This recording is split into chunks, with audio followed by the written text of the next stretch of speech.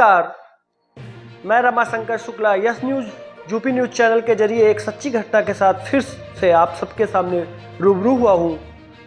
सबको नमस्कार, राम राम, जय श्री राम। दर्शकों, हर रोज एक नई सच्ची घटना के साथ आपके सामने मैं पेश होता हूँ और कोशिश करता हूँ कि आप सब लोग जागरूक रहें, सजग रहें और सतर्क रहें। हमारे न्यूज चैनल को सब्सक्राइब करिएगा, जिससे सबसे पहले सच्ची घटना आपके मोबाइल पर दिखाई और सुनाई दे। जी हाँ, चालू करते हैं। कहते हैं अवैध संबंधों का अंत बहुत भयावह और बुरा होता है। वैसा ही हाल एक बदायूं का है। बदायूं जनपद में दहगवा करके एक गांव होता है। उस गांव में मुसाहिद नाम का एक टेम्पू चालक होता है जो रिक्शा चलाता है। अवैध संबंध में मुसाहिद अश्लील फोटो खींचकर वायरल करने की धमकी देकर महिला के साथ जबरन कई बार संबंध बनाता है। जी हाँ, पूरी घटना बताऊंगा आपको।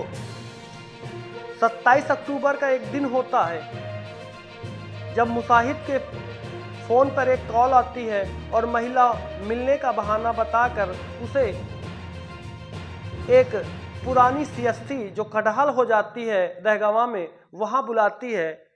मुसाहिद प्रेमिका की कॉल पर दौड़ा दौड़ा चला जाता है और वहां प्रेमिका के पति पहले से ही घात लगाकर, वो जो दंपति होता है वो पूरी प्लान कर चुका था, क्योंकि मुसाहिद से दोनों पति पत्नी परेशान हो गए थे।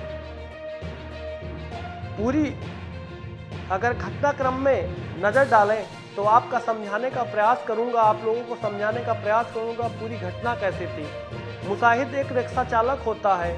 मुसाहिद दहगवा गांव में एक दंपति होता है जिस महिला का पति अचार का काम करता है, तो उसी रिक्शे से लाद कर मुसाहिद उसके घर छोड़ने जाता है। बार बार यह सिलसिला चलता रहता है।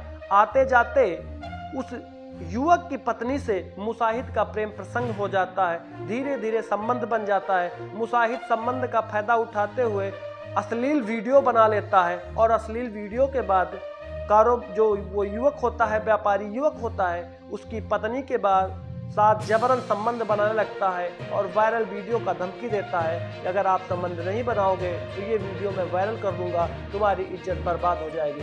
पत्नी डर जाती है और बार बार उसके कहने पर, जबरदस्ती करने पर वो संबंध बनाने के लिए राजी हो जाती है। पहले तो अच्छा लगता है, लेकिन जब मुसाहिद उस चीज़ का शोषण करने लगता है, बार बार दबाव बनाने लगता है संबंध बनाने के लिए, तो पत्नी भी चिड़चिड़ा जाती है। उसकी प्रेमिका जो है मुसाहिद की चिड़चिड़ा जाती है और वो उसके पति को भनक लगती है। जब पति पूछता है तो पत्नी सब कुछ साफ साफ बता देती है। पति और पत्नी उसकी मृत्यु का एक प्लान तैयार करते हैं कि अब मुसाहिद को रास्ते से हटा दिया जाए, नहीं तो यह मामला ऐसे ही बढ़ता रहेगा। पत्नी 27 अक्टूबर का दिन होता है। पत्नी कॉल करती है और कहती है कि मुसाहिद, मैं तुमसे मिलना चाहती हूँ। तुम पुराने खंडहाल में जो सीएससी की होती है, बदायूं के दहगवा गांव में सीएससी होती है, उसी सीएससी पे बुलाती है। और जैसे ही मुसाहिद अपने बाइक से उस सीएससी पुरानी खंडहाल में पहुंचता है, वो बात करने वाला होता है अपनी प्रेमिका से, तब तक उसका पति आ जाता है और मुसाहिद जो है दंग रह जाता है। उसका पति मुसाहिद से कहता है कि वीडियो और अश्लील फोटो डिलीट कर दो, लेकिन मुसाहिद ऐसा करने से साफ मना कर देता है।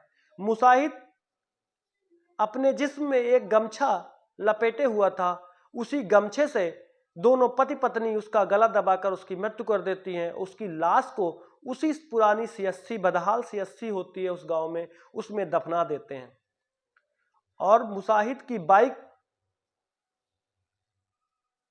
को रात के अंधेरे में कहीं छिपा देते हैं। डर रहता है अगर ये बाइक हमारे पास रहेगी तो पुलिस हमको पकड़ लेती है, तो रात के अंधेरे में पति पत्नी का जो जोड़ा होता है वो बाइक को छिपा देता है।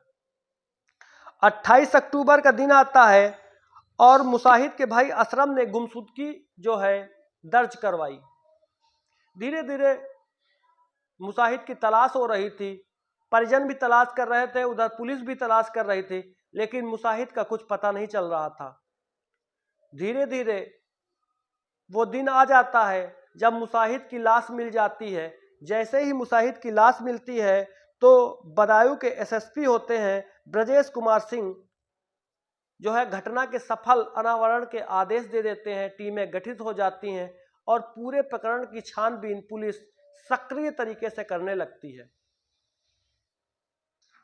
तभी पुलिस को इस दंपति पे शक होता है और जब कड़ाई से पुलिस अपने भाषा में इनसे पूछती है तो सारे घटनाक्रम को ये कबूल लेते हैं और पूरी घटना को बताते हैं कि मामला मुसाहिद मेरे घर आता जाता था, मेरा उससे प्रेम प्रसंग हो गया था, लेकिन उसने अश्लील फोटो वीडियोज मेरे बना लिए थे और बार बार वायरल करने की धमकी देता था। इससे मैं परेशान हो गई थी साहब, मैं परेशान हो गई थी रोज के इस वायरल वीडियोज की धमकी से। तो मैंने उसके अंत का एक बड़ा प्लान बनाया।